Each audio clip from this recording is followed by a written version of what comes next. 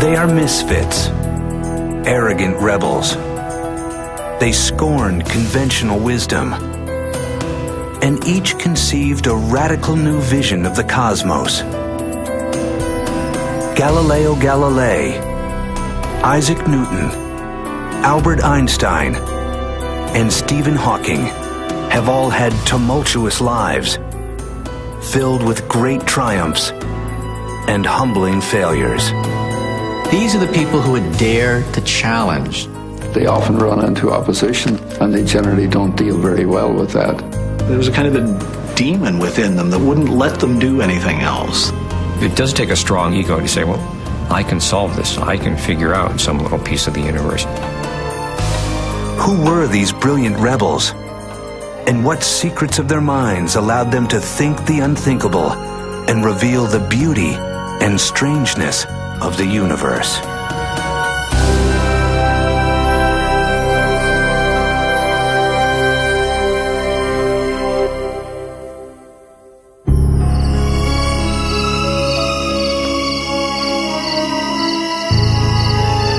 In 16th century Europe, life has a certainty that later generations can only envy. Everyone knows that the Earth is the center of the universe.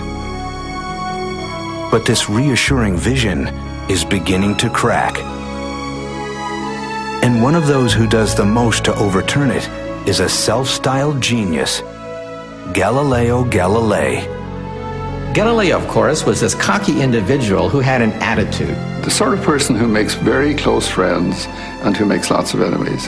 But he had a very sharp wit, a very sharp mind, and with that he was able to probe some of the deep mysteries of the universe.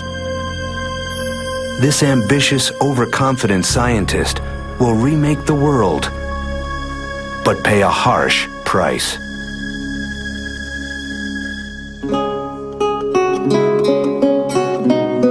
Galileo is born in 1564 in Pisa, Italy.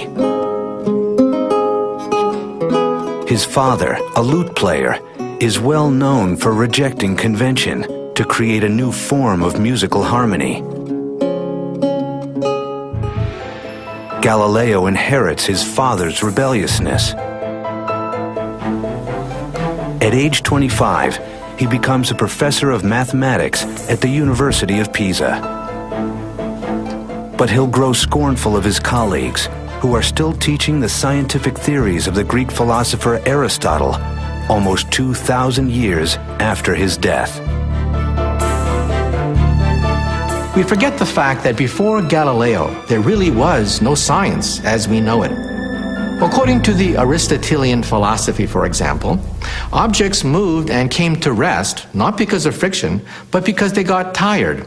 And objects fell to the ground, not because of gravity, but because they longed to be united with the earth. To Galileo, such explanations seem absurd. These grand personages who set out to discover the great truth and never quite find it give me a pain, he later writes. They can't find it because they're always looking in the wrong place.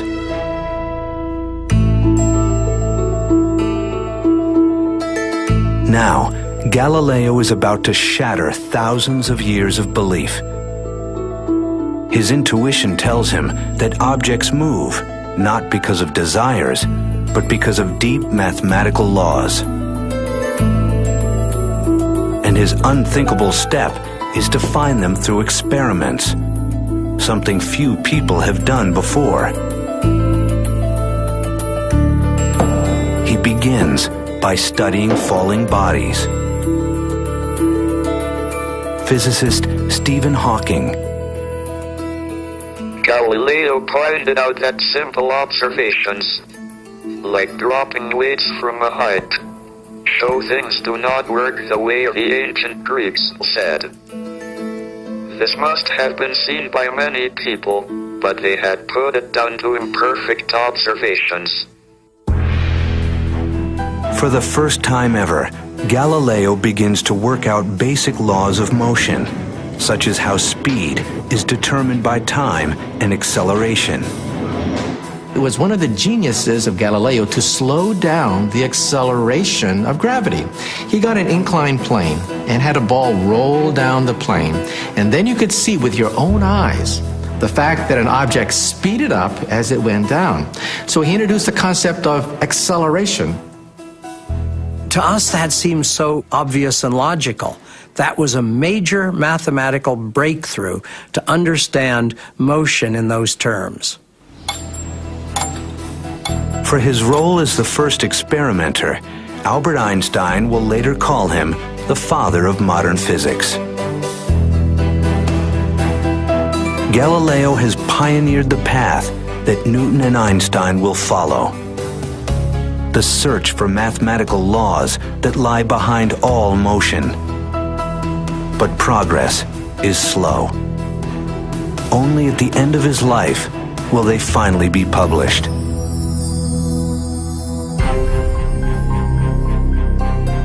At age 45, Galileo is still a poorly paid mathematician. But ambitiousness and arrogance will soon catapult him to fame and be his undoing. In 1609, Galileo hears rumors of a toy-like spyglass that makes distant objects appear near. Resolving to capitalize on it, he quickly learns to grind lenses. Within a few weeks, he arrives in Venice with a telescope he champions as his own invention. He impresses Venice's navy so much that officials double his salary. Galileo did not bother to tell them that this was an instrument that was being exhibited and sold in many other places. There was considerable chagrin when they discovered that, in fact, this was not Galileo's unique invention. Well, what can you say? He was obviously being a good businessman there. To the free-thinking Galileo, the telescope also offers an opportunity to ask questions few others dare. 60 years earlier, the astronomer Copernicus proposed the radical idea that the Earth revolves around the Sun. But Copernicus had little evidence for his theory, and it contradicts passages in the Bible. In the time of the Inquisition, such speculation treads close to heresy.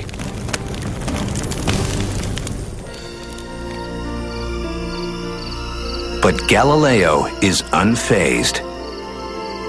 He is the first astronomer to train a telescope on the heavens.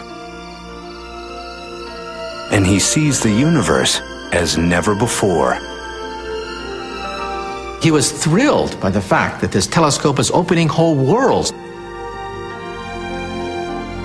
He draws pictures and diagrams, then he couldn't draw fast enough. Galileo works feverishly night after night, and he makes a startling find.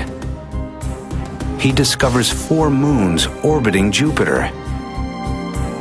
Galileo's evidence that not all objects orbit the Earth lends strong support to the theory that the Earth itself could revolve around the Sun. But contradicting the Bible is theological dynamite.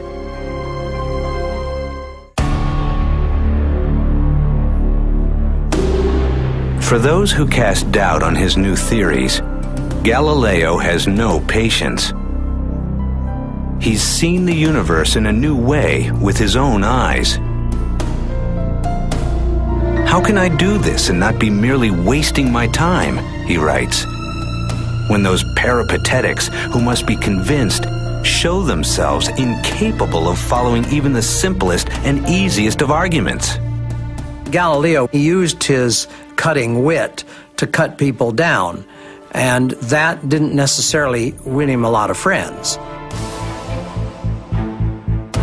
In 1615, at age 51, Galileo goes to Rome to argue his case. It may be his greatest mistake.